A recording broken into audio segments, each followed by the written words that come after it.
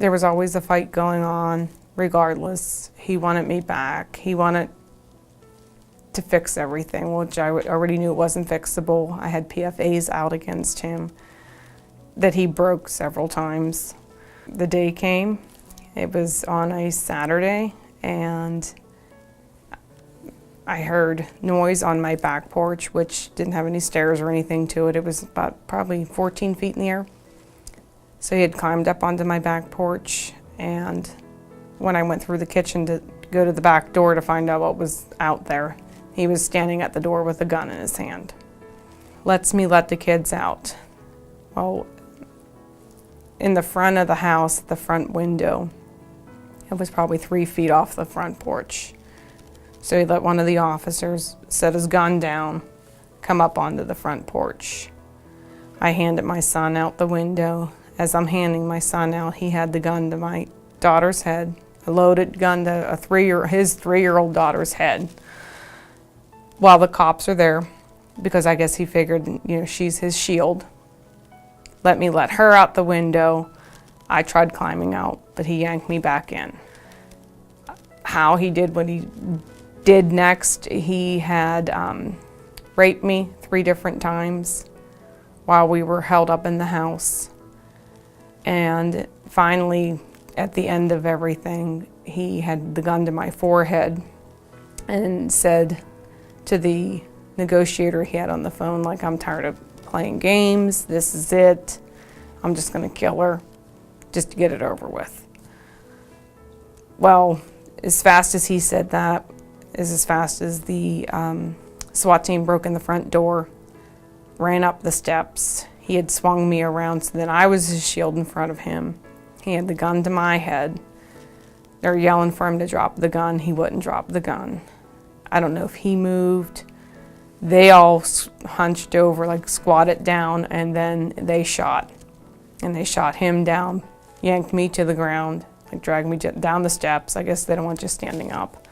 And then I was outside. So the first hearing comes up. I go to the courthouse. I met with the DA, and this woman came up, and I'm thinking, what is this stranger doing? And she starts talking to me. She introduced herself as a legal advocate for the Women's Center. The services that were offered here from the Women's Center and Shelter have to be probably a godsend. I don't think I'd be who I am today without it. I truly appreciate all the help that was given. You can't thank anyone enough for that. The Women's Center and Shelter have been very close with my case, with myself, and still to this day are in contact with me. And I'm sure if I'd called my legal advocate today, she would do anything I asked. And if I needed help, she'd find a way. She has already given me the insights to what I may or may not need to do in 11 more years when he will be released from prison. She knows my fears, that I am deathly afraid that he will finish what he started. She's already given me, again, like the insight as to moving, name change, anything I need to do. Women's Center will step in and help me. Had I known this 14, 15 years ago to call about the abuse, because to talk to a stranger about your husband hitting you is easier than talking to your family. You're not as embarrassed.